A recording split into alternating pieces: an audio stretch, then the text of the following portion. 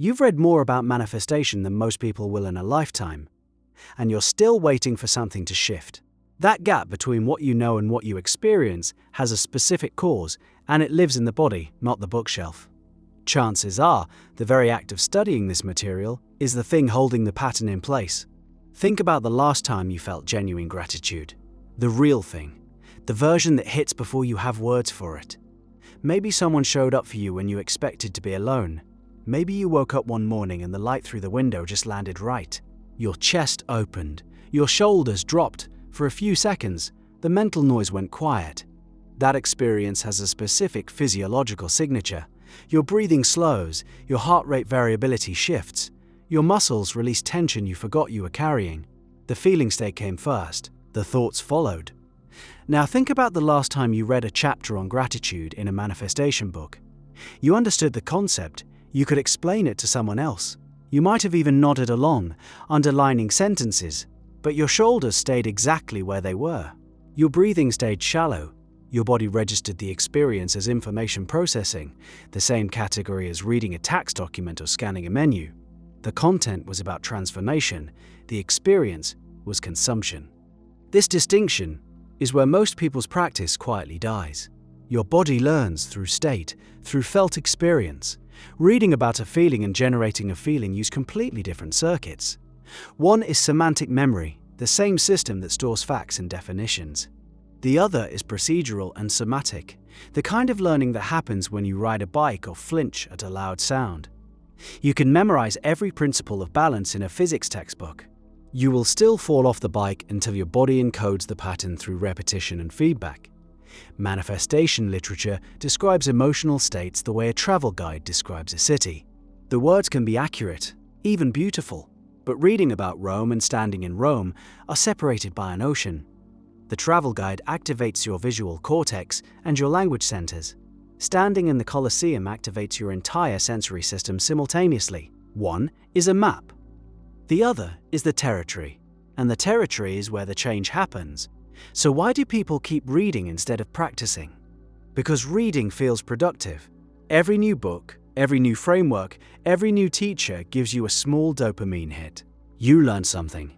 You feel closer to the goal. The cruel part is that this feeling of progress substitutes for actual progress. Researchers who study goal pursuit have documented this effect repeatedly. Announcing a goal or fantasizing about achieving it gives you a premature taste of the reward. Your brain responds as if partial completion has already occurred. Motivation drops. The fantasy ate the hunger that was supposed to fuel the action. Applied to manifestation, this means every hour you spend reading about generating elevated emotions is an hour your brain logs as manifestation work completed. You close the book feeling satisfied. That satisfaction is the trap. You just consumed the dessert and skipped the meal. The body has a different accounting system. It tracks what you actually felt, what states you actually inhabited, how long you stayed there. And by its ledger, a person who has read 0 books but spent 10 minutes genuinely feeling abundant before falling asleep is further ahead than someone who has read 30 books and felt intellectually stimulated by all of them. The intellectual stimulation and the target state are different animals entirely. There's a specific moment where this becomes visible. You're meditating or attempting to generate a feeling state and you notice something uncomfortable.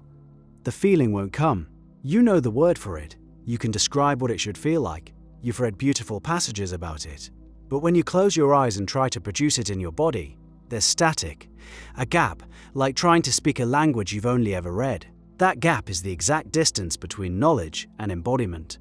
And reading more will widen it, because every new piece of information adds another layer of conceptual understanding on top of a body that still hasn't moved. Consider what happens when someone learns to play piano. The first stage is cognitive. You learn which keys correspond to which notes. You understand scales intellectually. This takes maybe an afternoon. The second stage takes months, sometimes years. Your fingers have to develop independent coordination. Your hands need to build the specific muscle patterns. Your timing has to sync with an internal pulse that no amount of reading can install. A person who reads about piano technique for 5 years and a person who practices badly for 5 months are in completely different universes. The bad practitioner is closer to music than the expert reader will ever be. Feeling states work the same way. Generating genuine gratitude, or abundance, or love as a body-level experience is a skill. A trainable, practicable skill. The first few attempts feel forced, artificial, like smiling for a photo when you're tired. But the body doesn't care about authenticity at the start. It cares about repetition. The signal gets stronger with practice. The pathways get more efficient. What took 20 minutes of focused effort in week 1 takes 90 seconds by month 3. But you have to actually do the repetitions, and this is where the reading habit becomes actively destructive.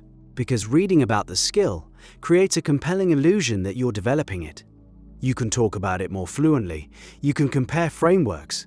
You can identify what someone else is doing wrong. All of these are signs of conceptual mastery, and they are functionally useless for the actual project. A friend of mine spent 2 years consuming manifestation content, podcasts during commutes, books before bed, workshops on weekends.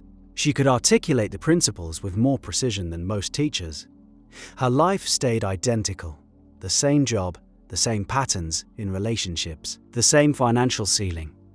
When she finally stopped reading and committed to 15 minutes of feeling practice each morning, the shift started within weeks. She described it as the difference between looking at a photograph of a fire and actually getting warm.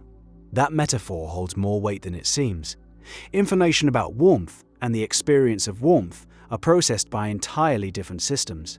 One stays in your head. The other changes your blood flow, your muscle tension, your skin conductivity. When manifestation teachers talk about raising your vibration, they're pointing at something measurable. Your physiological state shifts when you sustain an emotional experience. Heart rhythm patterns change. Hormone profiles shift. Brainwave frequencies move toward coherence. These shifts require sustained felt experience. They cannot be produced by comprehension alone. The same way understanding combustion cannot warm your hands, the reading habit persists because it's comfortable.